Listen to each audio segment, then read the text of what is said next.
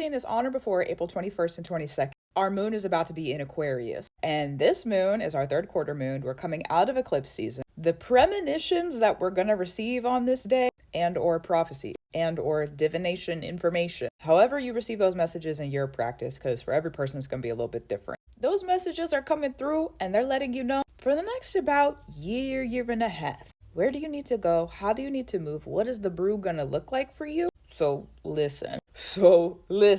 We're going to start to make a little bit more transition when the moon gets into Pisces after the 21st and the 22nd. However, right now, with that moon that's going to be in Aquarius, we're going to see what needs to be, how it needs to be, where it needs to be, and probably some things that you don't have planned that the spirits do for you. That's part of Aquarius, is the unpredictable. It's the things that we can't explain. It's the chaos. So not to strain, just know that there's probably going to be some things that you can't explain. Oh, I feel like I need to do that. Oh, I feel like my, movement in my life is going in this direction. Oh, I feel like one day I'm going to end up in this place, maybe at this time. I'm not sure yet. There's a person on my path. I can see that now. I'm going to meet them eventually. There's a lot of different ways that this could work. We're going to be receiving all of those prophecies, and they're going to be layered into Saturn and Venus in Pisces right now, which is offering us this new worth, this new profound worth. We're headed in a new direction now that Venus is direct. Saturn in Pisces with Venus and the North Node too, but we'll get to that in a second. Both Venus and Saturn in Pisces are making sure that not only do we know what we are worth, but we know what is required of us to get there. So it's premonitions on that kind of stuff. And then the North Node, here we go. The North Node being an influence in this means that it's going to be things we've probably never done before,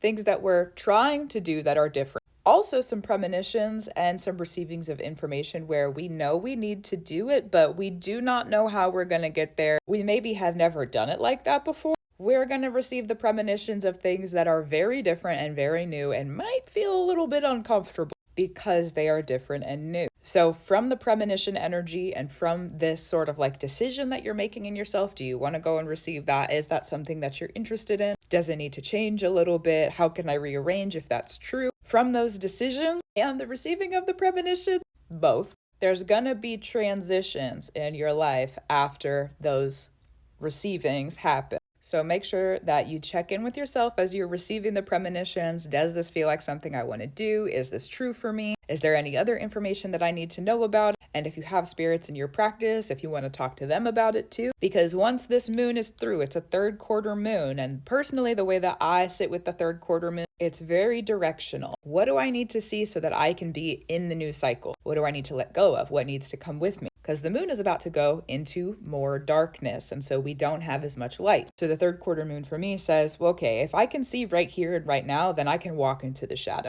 I use a third quarter moon to familiarize myself with my surroundings so that when the lights turn off, I can still walk around the house without the lights on. Like if you're comfortable in the space that you live in, then you usually can get to where you need to go without turning any of the lights on. That's the third quarter moon for me, is preparing myself for that. So with the premonitions that are coming in, really sit with them, because we're about to go through a Pluto retrograde starting May 4th. And Pluto's still going to be retrograde in Aquarius for the full moon that's happening in Aquarius on August 9th. So these are like really, really big directional changes.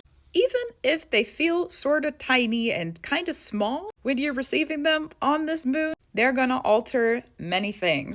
Next year, in 2026, we start our eclipses in Aquarius, and the North Node will also move into Aquarius. So this year, with the premonitions of Aquarius-related moon stuff, listen. It's a time to listen. It's a time to listen. We are going to have a first quarter moon, October 29th, that's in Aquarius, after Pluto goes direct. So we're going to have more premonitions, understanding information when we get there. But that full moon that's in Aquarius in August, with Pluto being retrograde there, and Saturn, which is one of the rulers of Aquarius, also going to be retrograde. We're going to have a lot of reconsideration information during the full moon. We're going to be looking back and like really clearing some things out. So this third quarter moon that's happening in Aquarius, April 21st and 22nd, we're making sure that for the coming, 3, 4, 5, 6 months, our premonitory kind of chaotic energy of self knows what it wants. And then the chaos and the order can work together and we can stay on track. And I like that